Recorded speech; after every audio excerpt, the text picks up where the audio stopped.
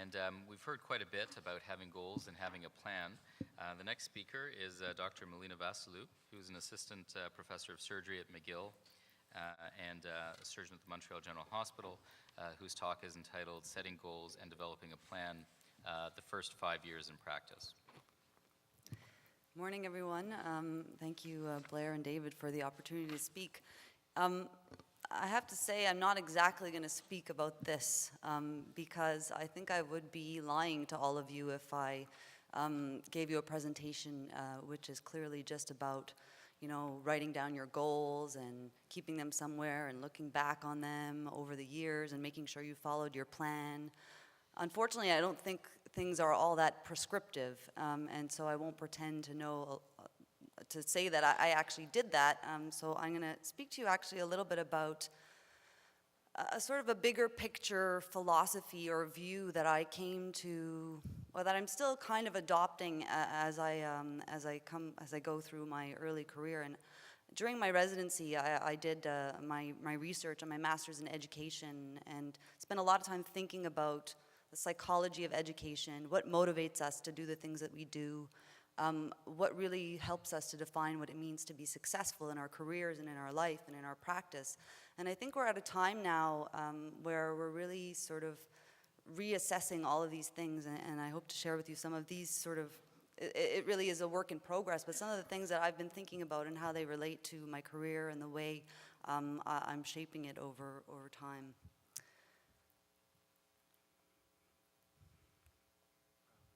Oh, mouse, sorry, yeah.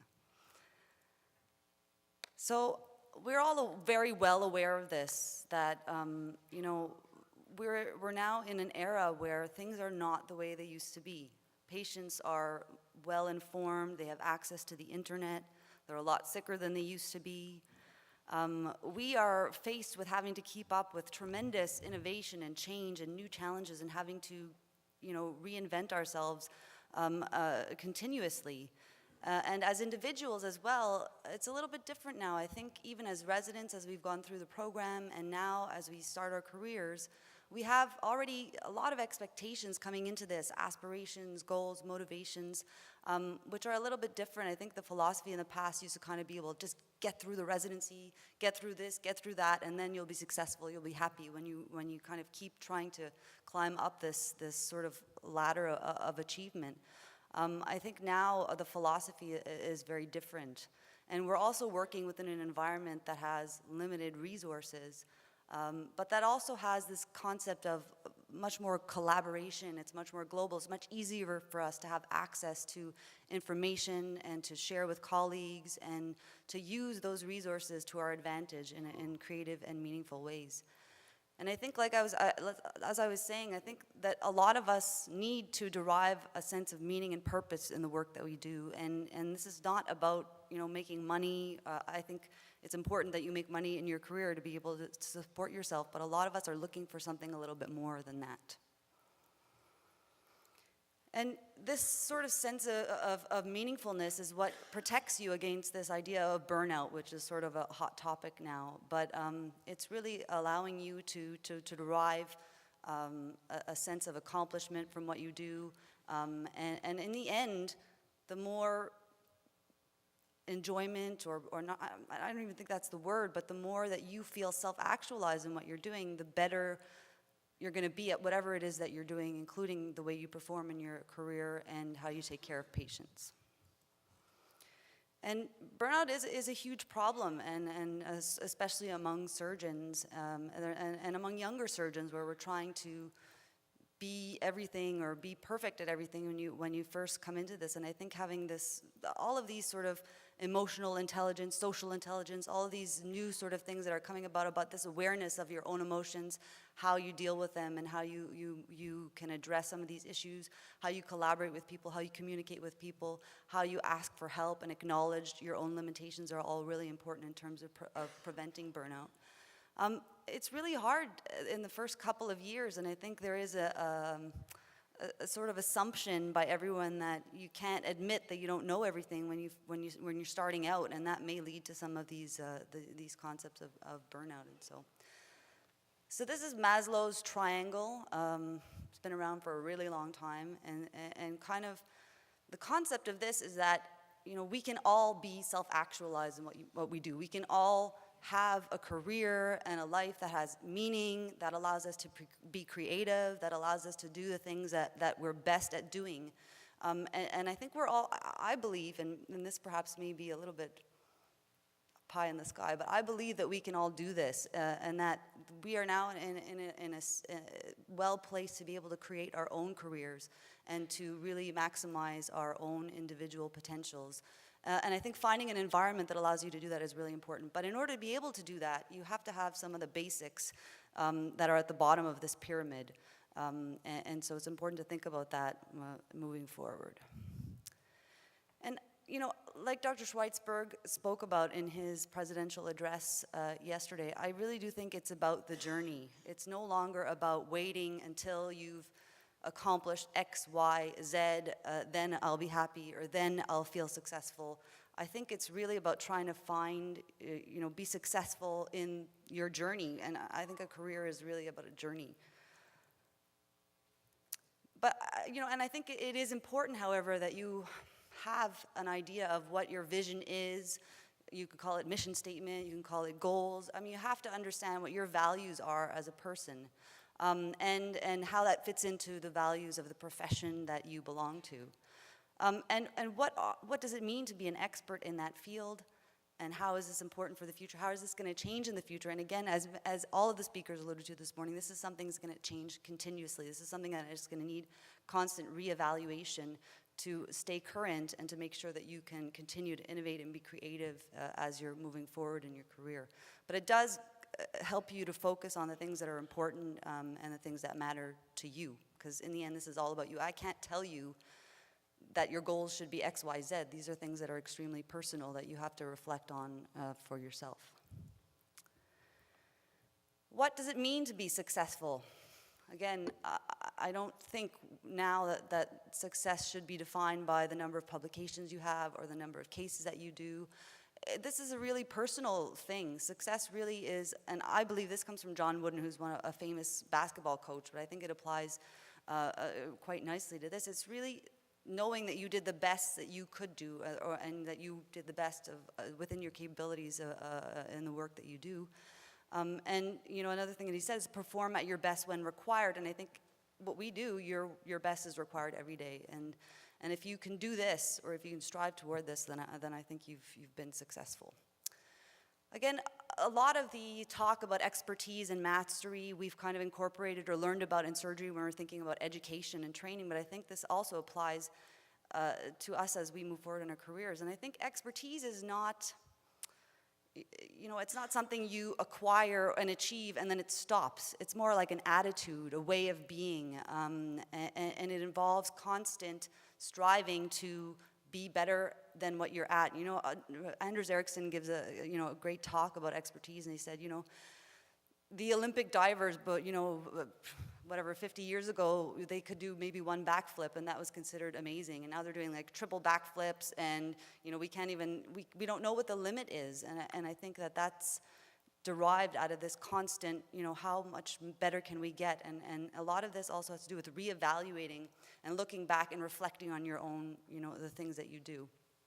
You know, if you do a certain case and you wonder, you know, what is it I'm doing wrong, or how can I be better? Or go back, look at your videos, ask for help, ask for someone to look at them with you and see, you know, how can I be more efficient at this? Why did I get this complication? Why did I get that? I mean, you have to continuously look at what you're doing and see how you can make it better. And so in the center of this sort of path of expertise, which again is a constant cycle, it doesn't stop. So you're starting as a novice, but then you continue to discover things that you don't know in this quest for expertise. This idea of motivation is really in the center. And should motivation be intrinsic or extrinsic? Should motivation come from within you for this desire to accomplish that sort of self-actualization that I was talking about? Or is it extrinsic? Is it because your chairman demands it of you? Is it because you need to do this to get paid? Is it because it's in your contract? And you know, in an ideal world, yes, I think we should all be intrinsically motivated, but of course, realistically, I think there always will be some extrinsic motivators, but I think trying to at least pay attention to some of those intrinsic values that you have is really critical in terms of developing your career that will allow you to excel to the best of your abilities. And I can't stress enough the importance of mentors, coaches, advocates, colleagues, of all the people around us in our environment. And I am so grateful for the people that have been in my life that have created opportunities for me to really explore and participate in things, get involved. People who are really always looking out for you when opportunities come up. I think it is just essential in this work. And again, also, as Brent mentioned, the idea of knowing when to ask for help and making sure that you have access to a bunch of different people for different things. Atul Gawande recently published, and he's getting into this whole idea of coaching, where he's actually having people come into the OR and watch him operate and give him sort of like coaching advice, almost like a basketball coach would do, to try and see if there's areas where there could be improvement. Because in the end, we get better also and we learn more about ourselves by interacting and in dialogue with other people. And I think this also includes the residents and fellows and students that we work with and our patients. And it's all part of allowing us to discover more about what we don't know and learn more from these people. And Vygotsky is a sort of this is a theory of education, but I think it applies also to how we develop in our own careers. And really, it's trying to find that place, and I think this relates directly to expertise and the development of expertise, is trying to find that place where you're perfectly challenged so that you can continue to grow. And there's this concept of flow, which is also another sort of very pop psychology thing that's oftentimes surgeons are referred to as quite often being in flow. You know, this idea that you're in the operating room, you're doing a long case, you don't even realize the time passed by, and it's about this idea that you're fully involved and engaged in something that you're doing, and that happens often when you're at a point where you're challenged just enough. So that it's just manageable, so that you keep on striving. And this is the actual optimum environment and setting for learning. When the challenge is not enough, we tend to get bored, and when the challenge is too much, we tend to get overwhelmed. And so this is really sort of an optimum kind of place to be, and trying to seek out more opportunities and ways to create this in your practice, I think, is a good idea. And finally, I think this is something that we don't talk about a lot in surgery, but perhaps we should.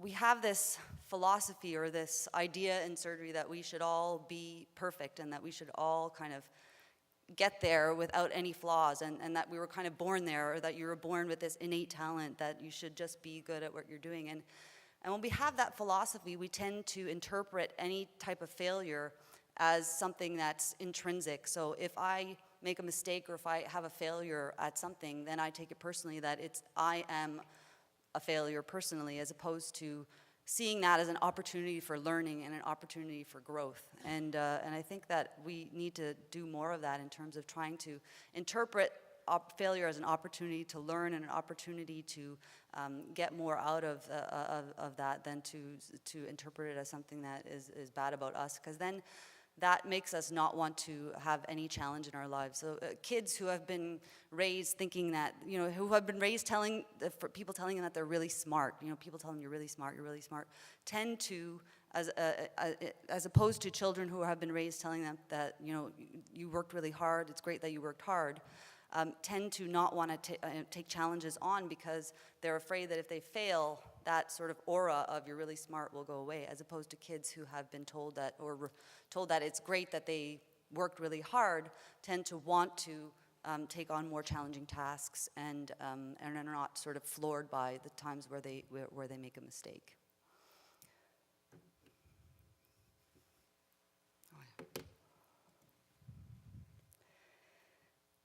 So, and other things sort of just to mention, going back to sort of the idea of this new era of the workforce that we're in, I think these are some of the skills that are really important for the 21st century.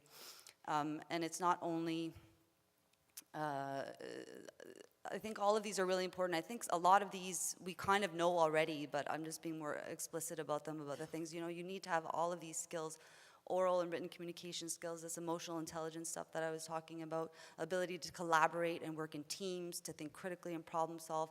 And creativity and innovation is essential now in the era that we live in, and I think we probably don't cultivate this enough.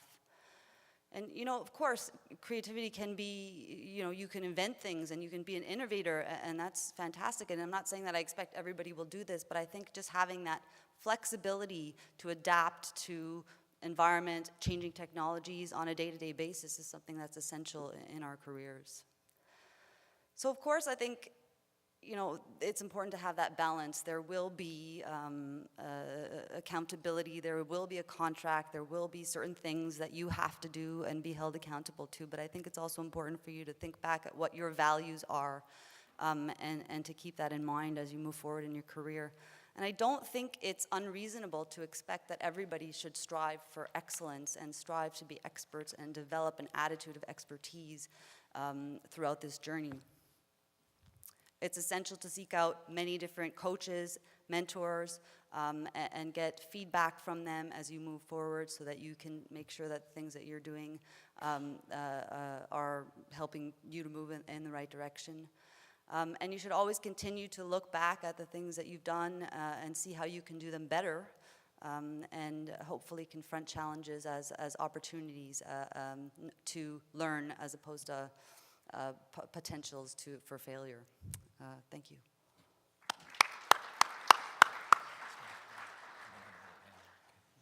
So we'll go ahead and have the speakers come on up, and for the next 10, 15 minutes, we'll open up the mics and have you fire some questions.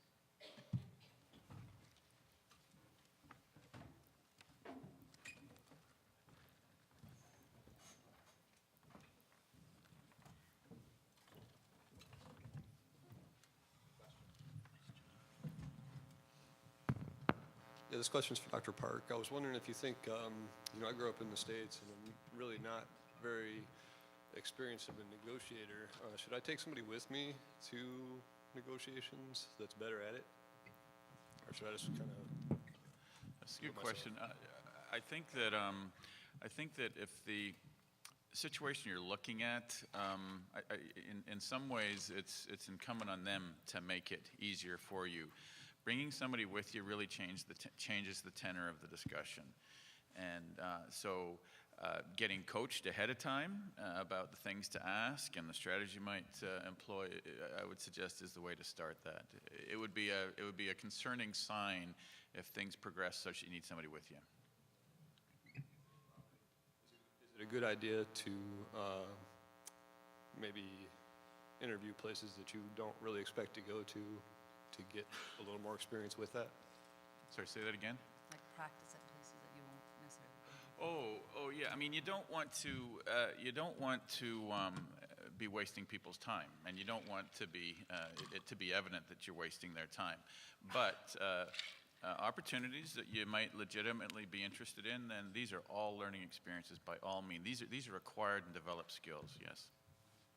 Just one more. Is this session going to be on Sage's TV? Do you know? Okay, that'd be great. If I can also just maybe do a follow-up, because I think a lot of people in the audience are quite novice when it comes to high-stakes negotiation. And clearly it does help to have experience, but how do you get experience so that your first real negotiation is something as important as negotiating your first job? Like, what opportunities are there in other aspects of life to practice these skills? Well, more and more fellows are parents, and so as parents of small children, you've had lots of experience negotiating. there's all manner of life situations where you've had experience. What I would say is these are things that I run through with your mentor. I mean, with your mentor, I run through with my fellows all the time. We rehearse, we go through what the issues are that you need to be discussing, and I think that's a really important way to tap it. A wonderful resource to tap into is your mentor. Can actually take you through, sometimes we'll take them through mock situations or saying, I'm going to ask you this, what's your response to this question? Yeah, I was going to say the same thing. Your mentor becomes so important. I learned a lot from my mentors in terms of the job I have now, in terms of what I need to ask for, what are the things that you think are important, and take advantage of the people in this society, people here in this panel. Most of you hopefully are candidate members or should be candidate members, and SAGES has a lot of resources in terms of leadership. They're more than happy to open up the dialogue and help you out.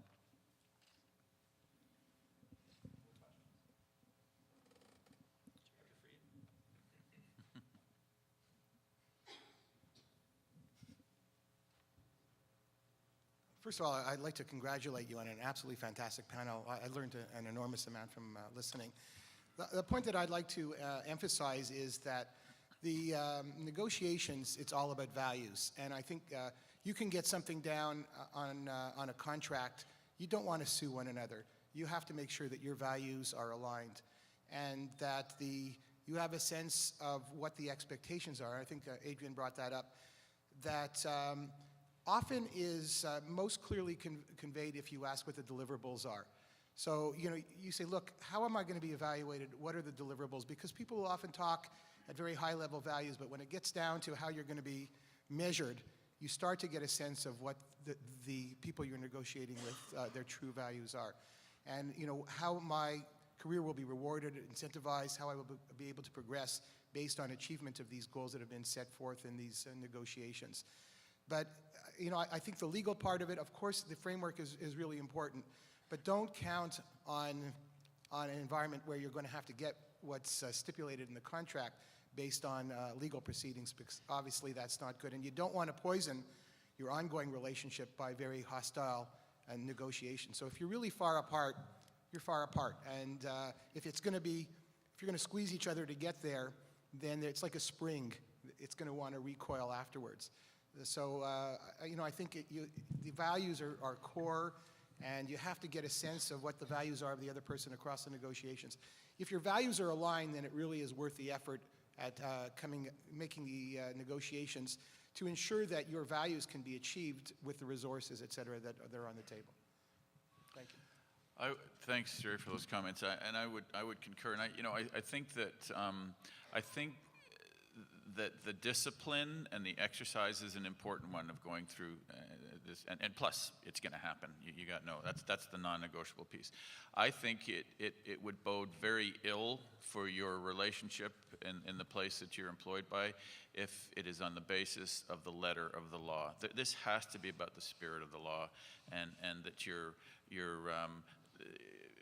that you're going forward in good faith. Both of you are going forward in good faith. I think that when you can achieve plain language, it's really important. And again, in the U.S., this is going to be a challenge because, as I've said, there are things that are pretty obvious. Your clinical productivity is very easy to measure.